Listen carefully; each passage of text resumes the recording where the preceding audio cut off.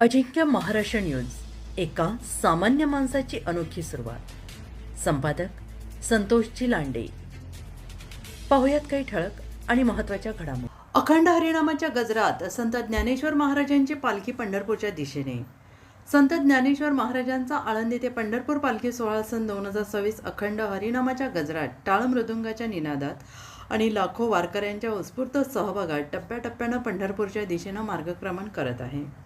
संपूर्ण पालखी मार्गावर विविध ठिकाणी रिंगण सोहळे, भजन, कीर्तन, प्रवचने आणि विविध सांस्कृतिक कार्यक्रम मोठ्या भक्तिभावाने आणि उत्साहात पार पडत असून सर्वत्र भक्तिमय वातावरण निर्माण झाले. संत ज्ञानेश्वर महाराजांच्या पालखी सोहळ्याचे नियोजन आळंदी देवस्थानच्या प्रमुख विश्वस्त ॲडव्होकेट रोहिणीताई पवार यांच्या मार्गदर्शनाखाली अत्यंत शिस्तबद्ध आणि नियोजनबद्ध पद्धतीने करण्यात येत आहे. त्यांच्यासह देवस्थानचे सर्व विश्वस्त पदाधिकारी, स्वयंसेवक आणि सहकारी यांच्या समन्वयातून लाखो वारकऱ्यांचा हा सोहळा सुरळीतपणे पुढे जातो आहे.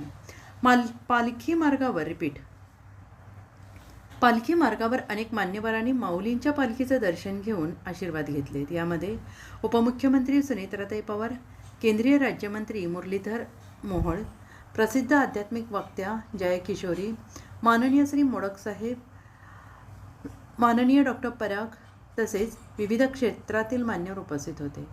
वारकऱ्यांच्या सुरक्षिततेसाठी पुणे, सातारा आणि सोलापूर जिल्ह्यांचे पोलीस अधीक्षक, वरिष्ठ पोलीस अधिकारी, पोलीस कर्मचारी, महसूल प्रशासन, आरोग्य विभाग आणि स्थानिक ग्रामस्थ यांनी उत्कृष्ट समन्वय साधून चोख बंदोबस्त ठेवला आहे. त्यामुळे लाखो वारकऱ्यांचा हा सोहळा शांततापूर्ण, सुरक्षित आणि शिस्तबद्ध वातावरणात पुढे जातो आहे. याबाबत माहिती देताना आळंदी देवस्थानच्या प्रमुख विश्वस्त ॲडव्होकेट रोहिणीताई पवार यांनी सांगितले की माऊलींच्या पालखी सोहळ्यात सहभागी होणाऱ्या प्रत्येक वारकऱ्याला सुरक्षित, सुकर आणि भक्तिमय वातावरण मिळावं यासाठी सर्व यंत्रणा समन्वयाने कार्यरत असून पालखी सोहळा नियोजनबद्ध पद्धतीने पंढरपूरच्या दिशेनं वाटचाल करत आहे.